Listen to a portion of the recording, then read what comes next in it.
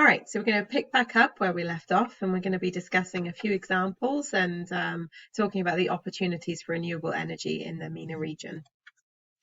So I found this graph, which I thought was really telling about the situation of the energy sector, I guess, and the supply and where it comes from in the MENA region.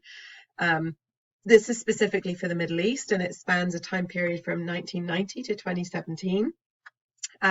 So what we're showing here is all of the different energy sources from coal, natural gas, hydropower, wind and solar, biofuels and waste, oil and nuclear. And what should strike you here is that oil and gas are, of course, the two most predominant, and the trajectory is that it's been increasing over time. Oil is starting to plateau, if you can notice that. So right around, let's say from 2008 to 2017-ish, it's if you were to draw a line of best fit, it looks as though it's more or less plateauing, whereas natural gas is starting to take off. So this unit here is kilotons of oil equivalent. So the units are trying to make the case that you're comparing the amount of tons to whether it's natural gas or coal or nuclear to be comparable to oil. And as you can see in the Middle East, in 2017, there was around 320,000 kilotons of oil equivalent, and natural gas was over 418,000 kilotons of natural gas. So all of the other sources you can barely see, they hardly make a blip on the radar. So I took a look at this data and removed oil and gas and just had a look at some of the renewable resources. So the ones that we have here are the blue line is showing wind and solar. The faint yellow line is showing biofuels and waste, and the red line is for nuclear power. So a significantly less amount of energy is sourced from these three sectors. So obviously wind and solar is just over 500 kilotons of oil equivalent, and biofuels and waste is just over or almost 1,000 for 20. That should have been this number should have been over here because it's actually the 2017 amount, but almost 1,000 kilotons of oil equivalent for biofuels and waste.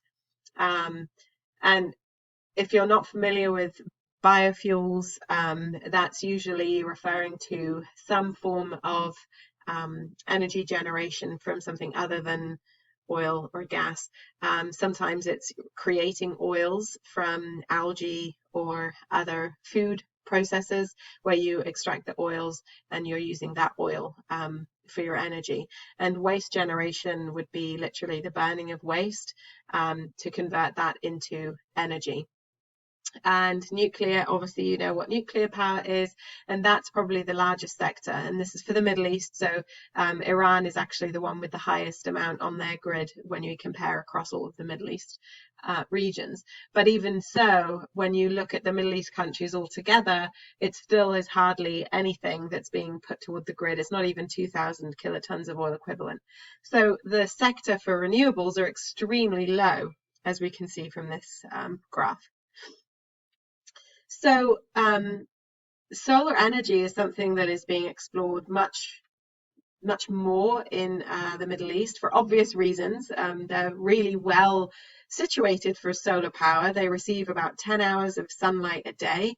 Much of the terrain, the topography is relatively flat, so installation of these kinds of devices are much easier.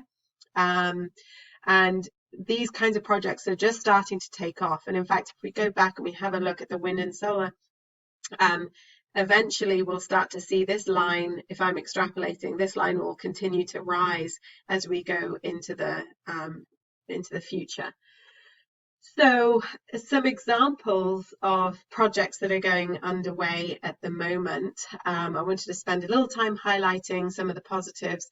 Dubai Solar Park is a huge endeavor. It was first announced in 2012 and has a scheduled completion of 2030. And the goal for this particular project is that by 2030, if you remember, we talked about sustainable cities in the MENA region a while ago now, but Dubai wants to produce domestically 75% of its energy is from renewable energy. So that's at least the commitment that they have. And they're spending millions and trillions of dollars, well, maybe not trillions, but millions and billions of dollars on these kinds of projects in the region. So phase 1 and 2, there are 4 phases, by the way. Phase 1 and 2 is already complete, and it has 2.3 million photovoltaic panels, and the capacity here is, at the moment, they have 213 megawatts. Phase 3 is already in construction, and that should add over 3 million photovoltaic cells and add another 800 megawatts to the grid, and that's scheduled to be completed in 2020, so this year. And their goal of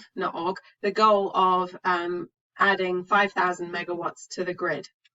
And again, it's still, when you compare the total amount of energy that's required in the region, it's still very little, but the fact is there is a trend tending towards investing in renewable energy, at least in Dubai and the United Arab Emirates.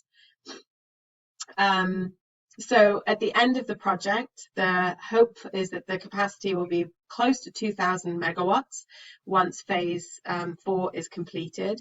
And then that will put Dubai on the map, really. The solar park is called the Mohammed bin Rashid Al Maktoum Solar Park. And it is, when it's completed, it will be on the list of the largest capacity solar parks in development around the world. So that really does put them on the map. And it sets a really good example for people in the surrounding region that are starting to see the writing on the wall, that their oil is not going to last forever. They really should be starting to invest in other means of gaining energy. In Saudi Arabia, this project was touted as a social success, along with also an environmental success. You can see the line of solar panels here. This park was put online in 2019.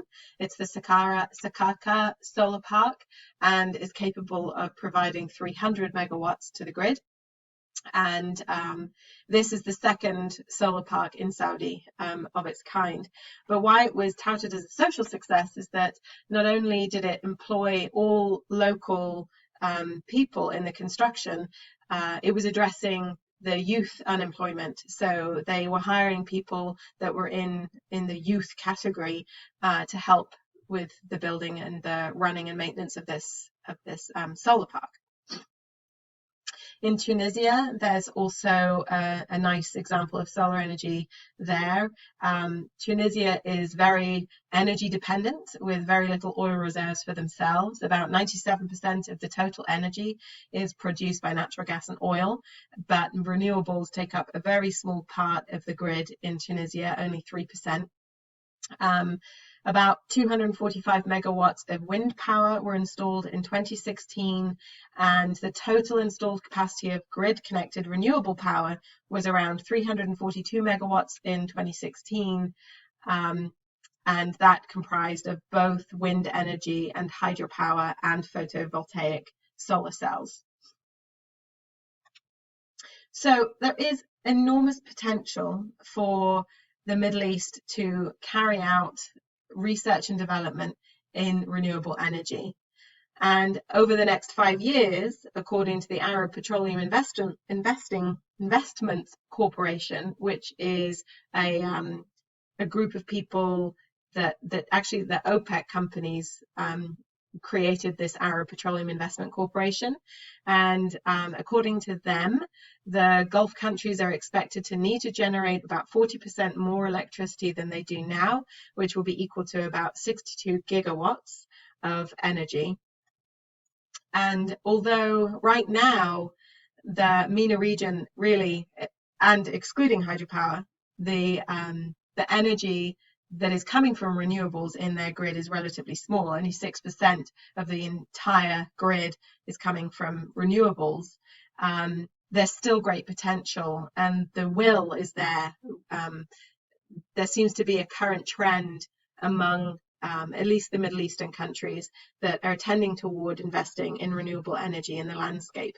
So it's certainly got huge potential. I wouldn't be surprised if when countries like the United Arab Emirates take on working in the renewable sector, that will set the benchmark and other countries will follow along. So domestic demand for electricity and water desalination is already really high.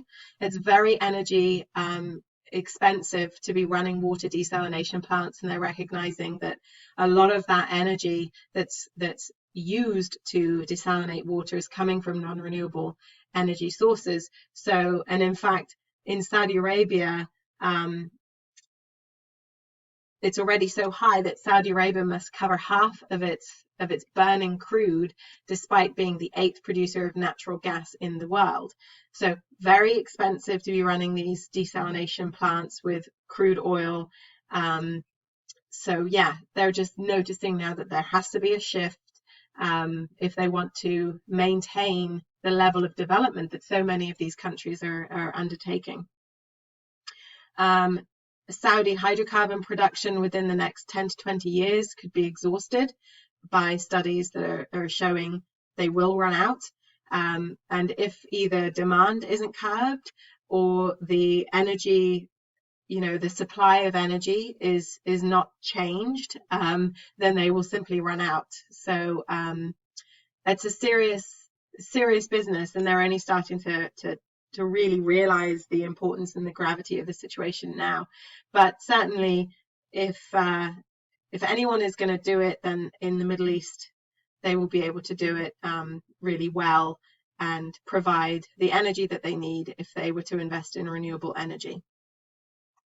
So that wraps up sort of an overview of the alternative energy in the MENA region. I probably should have really titled the presentation Alternative Energy in the MENA region, or the lack of, because really there isn't much going on. But I think that the potential is great, and we'll start to see a huge improvement, and more countries will be taking this on as we move forward.